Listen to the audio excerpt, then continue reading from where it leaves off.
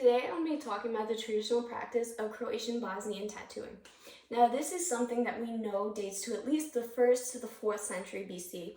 It probably existed before then, but we have no known proof of it. We know about this practice because of the tattoo needles found in graves as grave goods, and grave goods are typically gifts that are buried with the dead, so obviously this was of something of high importance to them. It was very sacred, because that we see other important objects are buried with the dead.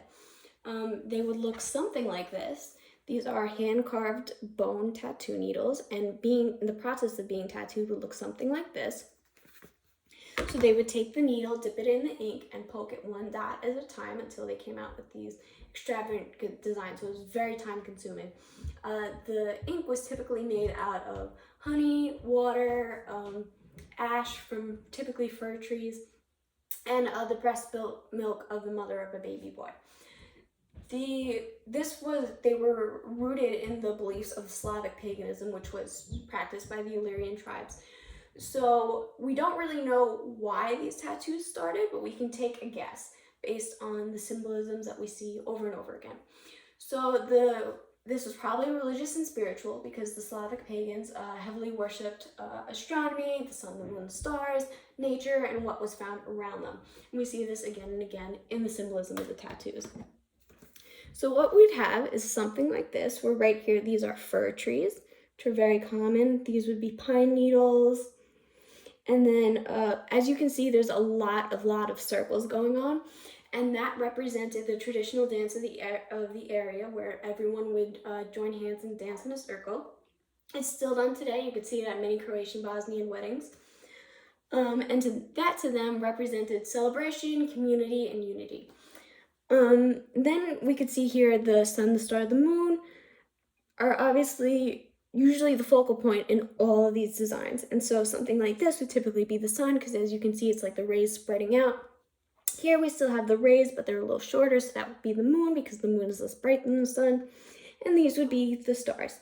Another thing that you see up here, and again, are the center point of a lot of these pieces, would be the cross. Pre-Catholicism, the cross represented the 4 quadrants of the heaven and the path that the sun would take. So again, very astronomy heavy. And post-Catholicism, it represented the Catholic cross, although the design didn't change. So it's not what you typically think of when you think of the Catholic cross, but that's what it represented. And these lovely ladies here, these are portraits of real people, probably done around the 15th to 17th century. We can see that these were done in highly visible areas, on places like the wrists, the lower forearms, the hands, the chest, and if you were to see a full view of them, typically they would probably have the tops of their feet tattooed as well. Around the era of the Ottoman Empire, about 15th century BCE, is when these tattoos started to go from religious to more of a means of survival and practicality. So during the Ottoman Empire, the Turks invaded the Croatian Bosnian area, which is Herzegovina. Some people still refer to it as that, actually, if you go into where there's older people that live there. Excuse me. But these tattoos were done because the Turks would come in and they would kidnap these young Croatian Bosnian women and girls. So what was done to combat that was obviously the Turks are Muslim, and tattooing went against their religion. So once the girls were tattooed, they were seen as typically undesirable to them. And with the more determined traffickers, which eventually did happen because so many people were tattooed that they didn't really have a choice, but to take the women that were tattooed, it was used as a means of identification. So before photography and fingerprinting, it was very, very hard to recognize your child if they were taken when they were young and they come back to you as an adult. It's, who is this? I don't know. If you see them passing in the street. So for example, my child is taken. I may not know what they look like, but I know what the symbolism on their hands is, and I can tell everyone around me what to look out for.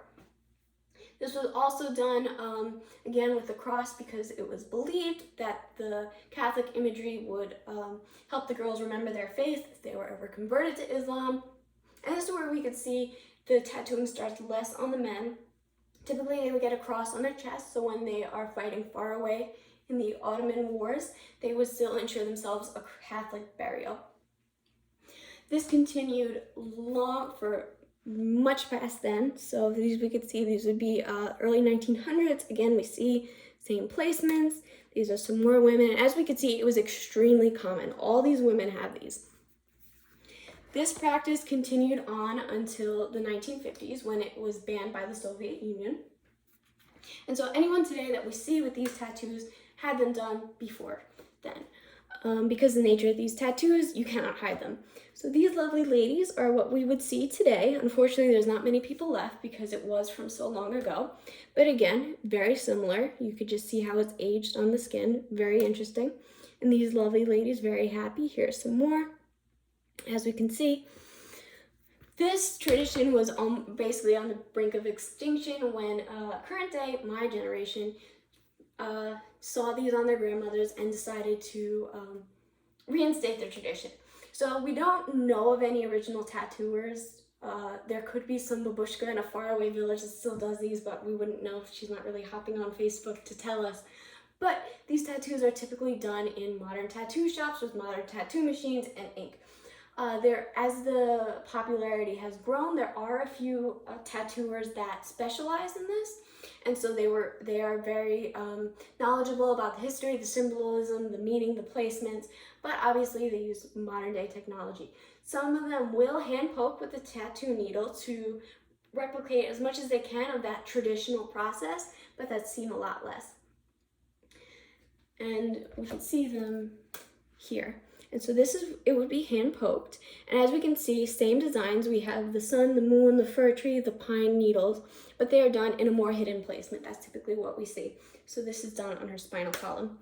These would be a more traditional placement. They are rarer. As we can see, they are bigger, they are clearer, they are less busy. And this symbolism on her back right here is something that would exclusively be done on the chest, and obviously she has it on her back. These tattoos have survived so much. They've been before the written word to war, persecution, outright bans, and they're still around here today. And I think that's really beautiful because that shows the love and care behind this tradition and the resilience and sometimes downright stubbornness of us Croatian Bosnians. We've seen these tattoos for many, many centuries, and hopefully we will continue to see them far into the future. Thank you. That's all I have for today.